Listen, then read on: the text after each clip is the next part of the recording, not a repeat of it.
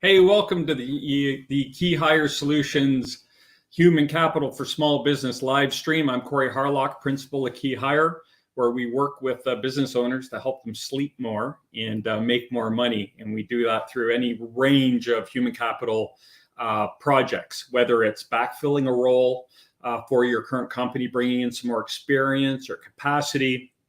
60% of the work we do is working with our business owners to develop a new role within the company and then acquire that talent. Or it could be a full-scale redo of the organizational chart. Here's what we look at 5 million. Here's what we need to look like to get to $20 million, creating and executing on an action plan, a human capital action plan to get there. And I'm really excited today because this is something I've wanted to do since we started the live stream. We talked about creating new roles. And our guest today, James Warren from Marx Brothers, we worked with Edgar Marx, the second or third generation owner of Marx Brothers, to develop this role within the company and then go out and acquire it. And it was quite an interesting process. But first, I'd like to introduce James Warren to bring him onto the live stream for Marx Brothers. And he's their director of supply chain. And we all know, James wasn't aware of this, but there was some issues going on with supply chain for the last little while. Thanks for having me on, Corey. Yeah, no, my pleasure. I'm so happy to have you. I mean, we worked together. What was it? Probably, how long have you been with Marx Brothers now? Just over a year. Wow. And so I think what's going to be really interesting about this conversation is you came from a much larger organization in a very different segment. You came from steel, right? Right. And moved into, so was it an international company or national? Yeah, yes. Very, very large $1 billion market cap. Right. So international steel company to a small, privately held, family-run food production company. And so I think that speaks volumes just in terms of that transition. But I think it's really cool. What I want to talk today about is, and I know when I started with working with Edgar, he had visions of, demand analysts and some different things within the business. But through our conversation, we were able to say, okay, well, that's what you need today. But you're talking about a growth plan. What's going to happen to this person as the business grows? And that's how we kind of got to the director of supply chain. Well, we need to bring in the capacity and the experience into the business to enable you to scale, someone who understands what a bigger business looks like. And so the first question I have for you is, and we talk about this growth mindset all the time, is as an owner, as a business owner, arguably, let's for argument's sake, I have a $5 million a year business. I want to get to 20. And I bring in someone like you from a $1 billion international company. What's the mindset? What do I need to change about the way I think as a small business owner to allow you to do what you do best and position my company to scale and grow in your area of the business? The number one thing is realizing, when people are role experts, subject matter experts, that they are the expert. And there's a quote been attributed to many people, from Einstein to Lorne Michaels, but if you're the smartest person in the room, you should leave the room. Right. And it's just having the foresight and humility to say, okay, this isn't my area of expertise. I need to bring in somebody that can handle this. And it's why something like 98% of adoptions in Japan are adults being adopted into a family to continue running a family business. Is that a real fact? Yes. Maybe 97, 98%. Yeah. And it's because they know that their children may not want to run the business. They may not be great at business. It's certain types of minds that enjoy doing that. And luckily Edgar here was, when he talked to me, he said, we've been doing things my way for a while. And, we've always brought people on and taught them the Marx Brothers way. And now, I want to bring in somebody that's going to teach me that's going to help the business grow, that we will grow into, rather than having them grow into our business. And you're being able to switch that mindset where you realize at a certain point there's too much on the plate and you don't have enough bandwidth to do everything yourself. Yeah. And he needed to be able to run the business, to be the president and CEO.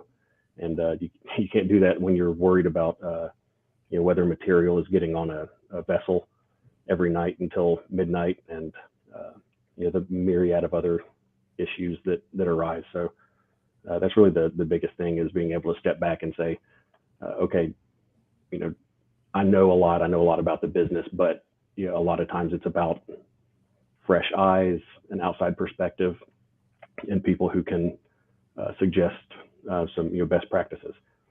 Right. I think that the two things that really stuck out that you said were humility and having the mind shift, going from you need to learn how we run our business to I need you to teach me how to run this department better, right? Leverage everything you know and make me better at understanding how we as a company can be better. That's pretty absolutely important, right? And I guess we should also mention Marx Brothers are you guys the largest producer of shredded sweetened coconut in North America? That's correct. Yeah, and people are probably thinking, wow, that's super niche. And it is, but it's such a best smelling operation I've ever been in, hands down. I love walking through the facility. It smells so good. It's great, especially coming from the steel industry. Yeah, for sure.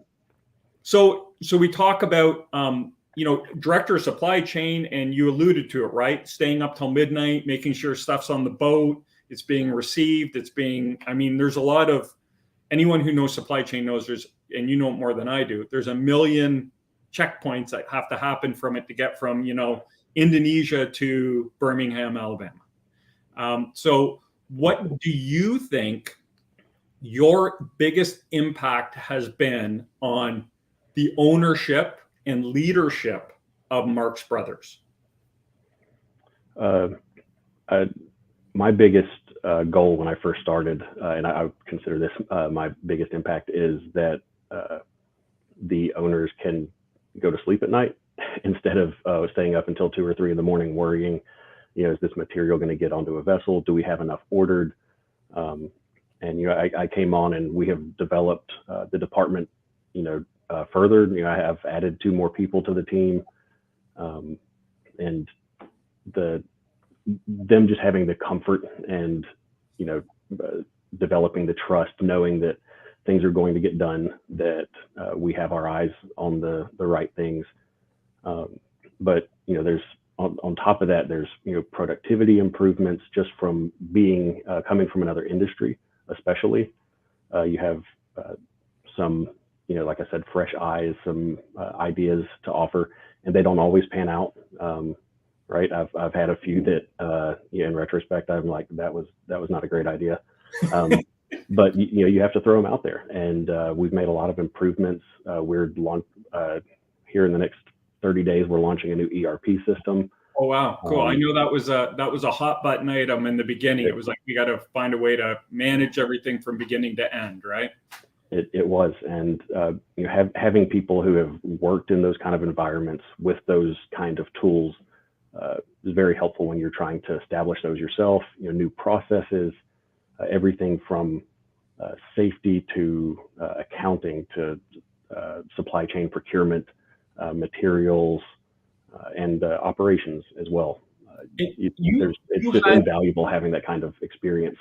Yeah, and sorry to interrupt, but we knew ERP implementation was going to be a thing at Marx Brothers, and you had that experience coming in as well, right? You had done an implementation, and you had mapped out the whole thing, which, you obviously have a very logical mind and probably enjoy doing that stuff. So I think that's just, we go back to, we developed that role, and we looked at long term what's going to happen, and ERP implementation was one of the boxes we had to check. And that was one of the things I think that you and I even talked about early on in the process, when we were kind of starting to engage with each other about, hey, it's not going to happen today, but we need an ERP.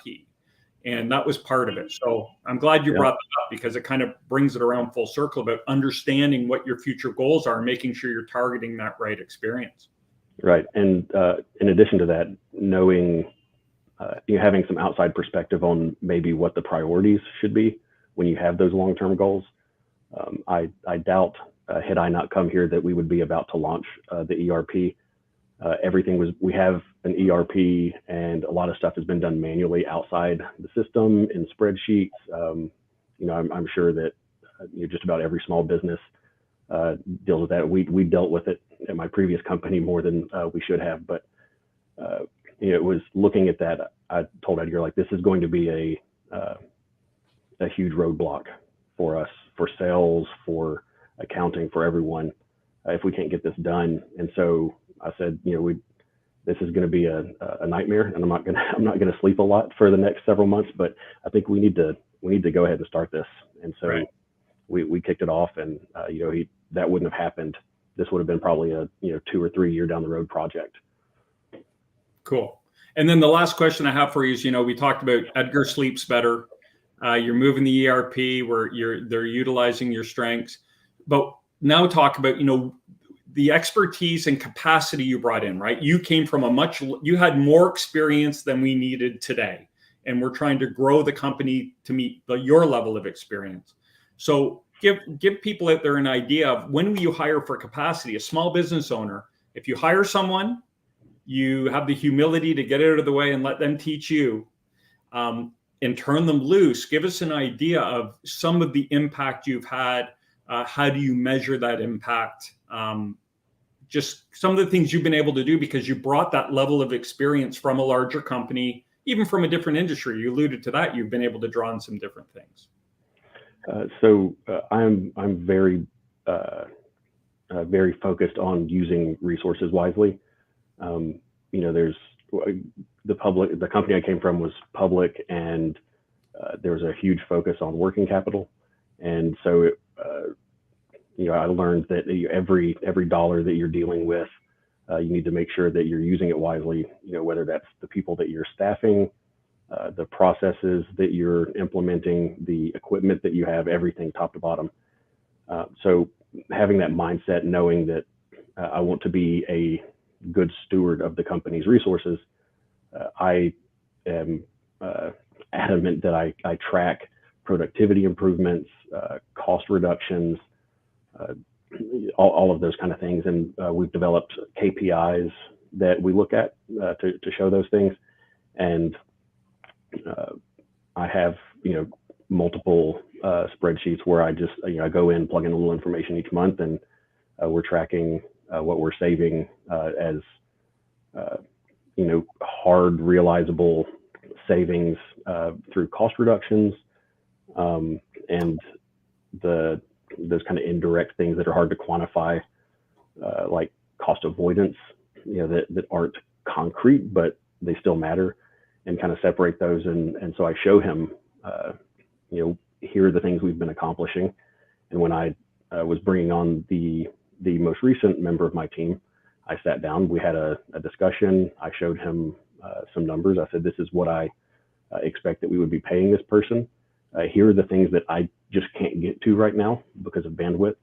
And here's a couple of projects I think that will just completely pay for this position. And then, long term, those benefits just keep piling up and piling up. They snowball. So always making sure that we're communicating our efficacy as a group, that we're letting people know when we have successes, and encouraging them to do the same as well, so that we're all kind of in lockstep. But showing hard cost reductions is huge, right? Every business owner wants to see when you're growing, to be able to reduce costs, especially if you can do that without having to get rid of employees. Right. And having come from a large public company, that's something that I had to do sometimes. I don't enjoy doing it, and this is it's a small family business, and the owners don't want to have to lose employees for whatever reason, because they run it like a family. So being able to provide for opportunities to be able to bring more people on to help accelerate our strategic plan and our growth outlook that's invaluable to them. Very cool. Now, I know you have to run, but I have one more quick question for you. You talked about, KPIs and measuring all these stats. I don't want to lead the witness, but I think, are those things that were asked for, or are those metrics you introduced to the business that have, again, well, I'll let you answer the question. Column A, column B Okay. kind of thing. When I first spoke with Edgar, he mentioned the need to have some KPIs set up, and also to have someone from outside who had dealt with KPIs before, who knew what things matter to track to ensure success later, so that you can course correct if the numbers aren't looking the way they should. And so he was interested in them. I was going to have them anyway, so we start working on those, and the entire management team has KPIs now, and each of their teams have internal KPIs. So cool. And it's if I recall, thing that everybody wants to do. It's just figuring out how to set it up. Well, and having someone who has done it, right? Again, Right. that was, and I believe that was one of the key pieces of experience we had targeted as well and outlined in this role, like someone who could bring that experience to the business. And now there's trickle down, and it feels like it's kind of the norm, right? It's how you measure performance, which is great. James, thank you so much. I know you're busy. I know you're super busy, and it's been great catching up with you. And I'm so happy to hear about your success over Marx Brothers. And Edgar is truly one of my favorites. It's such a great operation. I'm happy to be able to catch up with you. Thanks so much for your time today. Yeah, thanks for having me. All right. James Warren with Marx Brothers. So whatever store you go into, if you're going to do some baking or you're buying some sweetened shredded coconut, it's probably produced by Marx Brothers. And they do have the best quality stuff on the market. So I neglected to say, if you have any questions, please drop them in the chat box. Any questions about human capital, that growth mindset, have a question, ask below. There it is. I should have gotten onto it earlier, but we have about 10 minutes left here. So Matt, let's see if we have any questions out there, and we can address some of them. What are some signs that a process needs reworking? So in my experience, and part of the diligence we do when we go into a small business to look at, what is your human capital? And human capital is that it's diminishing, it's growing in value. Your human capital is exactly that. What is the value of not the people you have, but the value of their experience, their capacity, their backgrounds, their training, all these different elements. Think about it as like your investment portfolio. You have stocks, you have bonds, you have high risk, you have low risk. All of these things kind of factor in together. So when we look at a process that needs reworking, we obviously look at it from a human capital perspective. So we want to look at the individual who's in charge of that process, and what is their knowledge? Where are they going? Do they have any capacity to build it? So in keeping kind of with the theme of today, if we look at operations, as companies need to grow and scale, lean management is a useful tool to do that. And that's one of the things we'll look at. What efficiencies have you put in place in the operation to improve quality, to improve on-time delivery, to lower labor costs, to make a safer environment for people? And we listen for the answers. And if people just say, hey, we just do what we do, this is how we've always done it, there's probably need for process improvement around that. You're going to want to look at it. And I've said this before, any operational leader you talk to, if they've been trained in a large environment, the things you want to listen for are safety first. We want all of our people to go home with the same number of fingers and toes that they came to work with.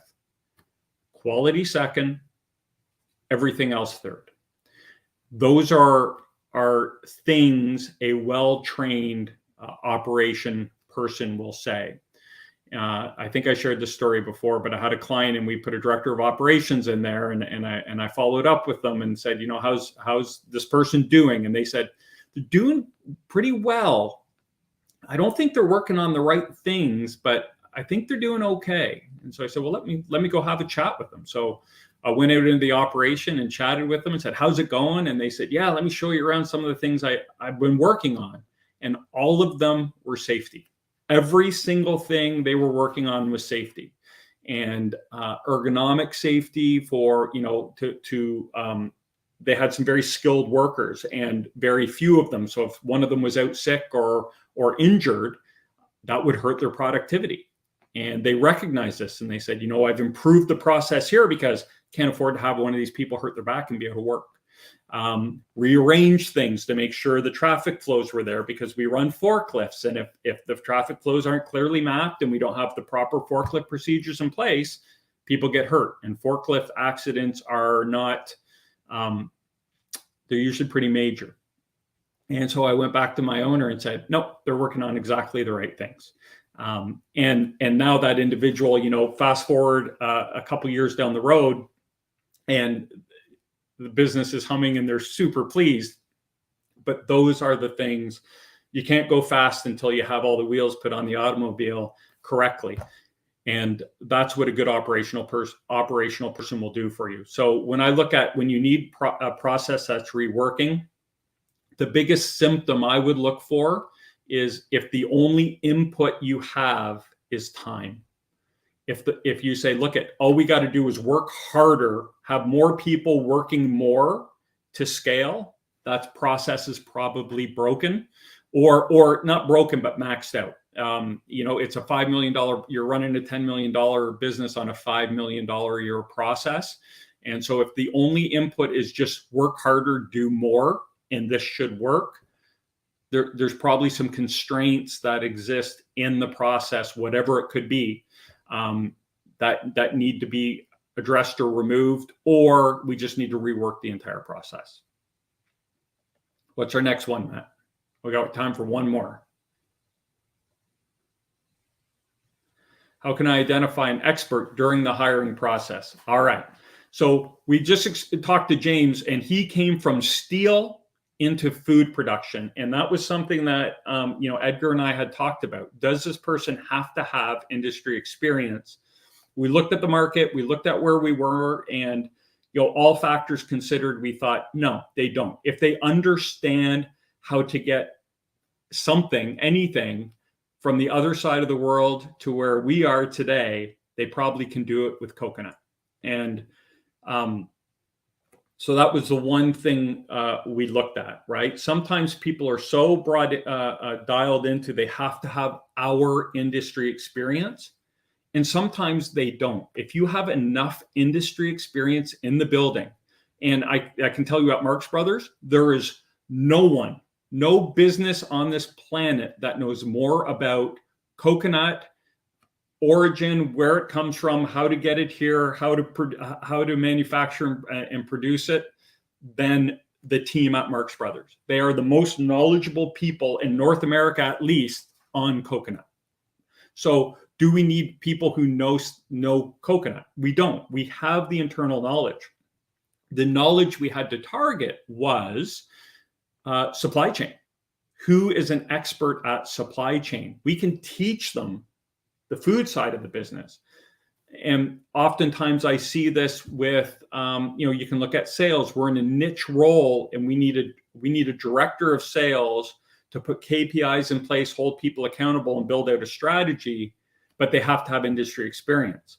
Well, do they? If all of your salespeople have been in your industry and have all the contacts, or 80, 90% of the contacts that you need, how important is it that that individual come from your industry? Now, it might want to come from a sister industry or an industry that is related or connects in one way or another. If you were in food, selling food production to grocery stores, you wouldn't want someone who does channel sales, nuts and bolts. That might not work.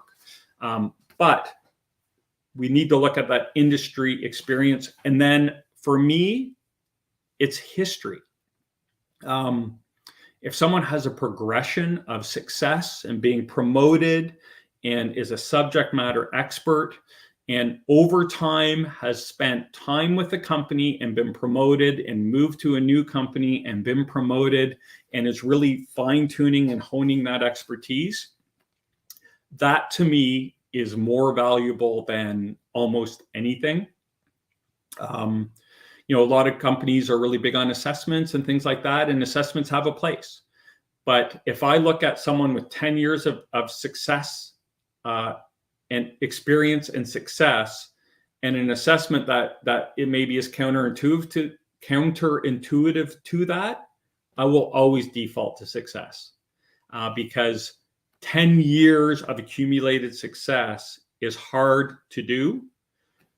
Taking a 10, 15, 30-minute assessment, whether you're having a good day, a bad day, if you get interrupted, are you in a good mood, are you in a bad mood? All of those factors contribute to this assessment. And you could have a bad 15 minutes, but if you show me you've had a great 10 years, I will value those great 10 years over almost everything else. If I can, trust, trust but verify. People are always going to tell you that they've had success, but by vetting them out, going through the process and creating the right process, which we've talked about before, which reminds me, Matt, we'll remind people about our ebook on the process. If you have the right process, same people asking the same questions, you're doing all the right things, you're going to flush this information out. And so you want to trust people are telling you the truth, but you also want to verify that. And you can do that by the right interview and just, spending time with the individual and asking the right questions. I think I answered that question, Matt. So I think we're wrapped up here. So we got some things we want to tell anyone who's watching about. What's the first one we want to talk about here, Matt? Download the ebook. So if you go to our website, we have a couple free tools. We've just added another one, and it's Make Your Interviewing Rock. You can sign up for that if you just go to KeyHire.solutions, no .com, .solutions, and there you go. And you'll see the ebook. It's a comprehensive step-by-step guide to building out your own acquisition and hiring process. It's the one KeyHire has developed and we use, and we have a better than 90% success rate in our hiring. The people we put in businesses generally just are rock stars. And so we're going to teach you how to do that. And if you're not a big reader, we're also going to shoot you a video of a presentation I did on Make Your Interviewing Rock. The next thing is you can sign up to our YouTube channel. This is where we drop all of our information. If you go to YouTube and type in KeyHire Solutions, you're going to find our page, and anything we record or any information we have goes up on that channel. And the final one is our LinkedIn page. So the KeyHire Solutions LinkedIn page, great place to go and get updates and information and again, any other information that we're publishing and putting it out there. Our goal is to help small business owners. Our target clients are $5 million to $15, $20 million a year business owners. Business owners who are in that pinch where I want to scale, but everything I'm doing, it's hard, it's not working, it's one step forward, two steps back. I'm trying to do everyone's job because my great people aren't as great as they used to be. I can't find the right people. That's where we come in. So whether you need us to help you backfill a role, upgrade a role, develop a new role in your company, those are our areas of expertise. And then we can also help you do a full-scale human capital growth plan, current state, future state, put an action plan together, and then help you action that plan and get where you want to go. We also do have, if you have any questions for us, you can sign up on the website. We have a free consultation, 30 minutes. No weirdness, no sales, just us talking with you, giving you some ideas, talking you through some problems. And after that, if you like what we have to say, we can always talk further, but we're a help first. Our philosophy is help first. So thank you very much for your time today. We're right on track here. So in 2 weeks, we're going to be back at this again. So until next time, Corey Harlock saying stop grinding and start growing.